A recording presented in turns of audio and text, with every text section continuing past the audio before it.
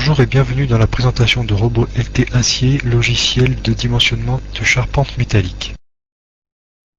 Pour avoir accès à la bibliothèque de base de données de structure type, vous avez un icône prévu à cet effet. Choisissons par exemple le portique une nef.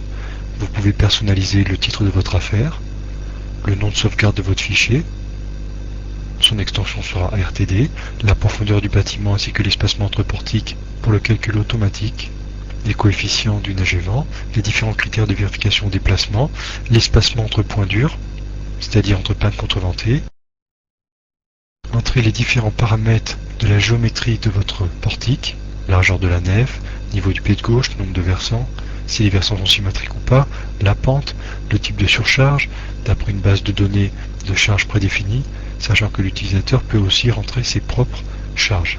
Prenons par exemple versant symétrique avec une pente de 30 degrés sur du panneau sandwich.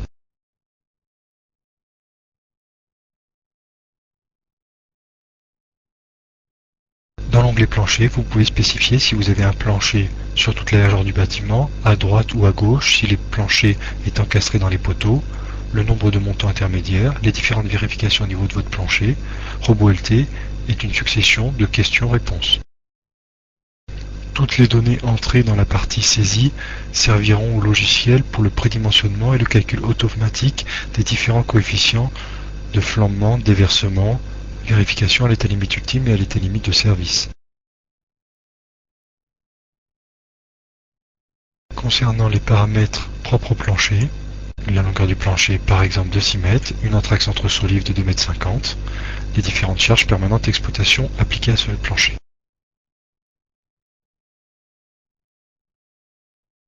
Dans l'onglet Jarret, vous pouvez spécifier les différents paramètres géométriques de votre édisseur.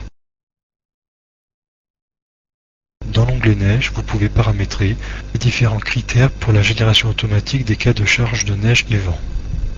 L'altitude géographique, le type de site, la région de vent, le type de vent, la prise en compte ou pas de la neige.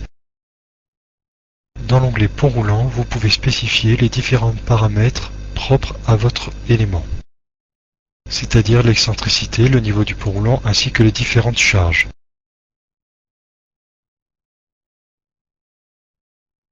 Vous pouvez bien sûr choisir de prendre ou de ne pas prendre en compte le pont roulant.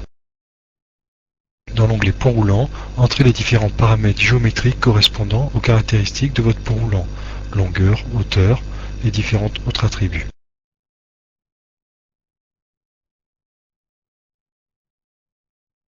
Vous pouvez avoir un auvent à gauche ou un auvent à droite.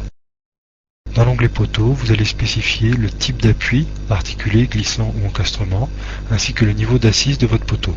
Vous pouvez avoir ainsi une structure dissymétrique.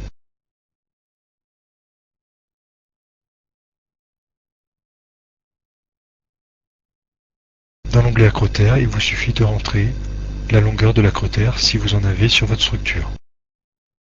Dans l'onglet note de calcul, choisissez le type de note de calcul à générer, simplifiée ou complète.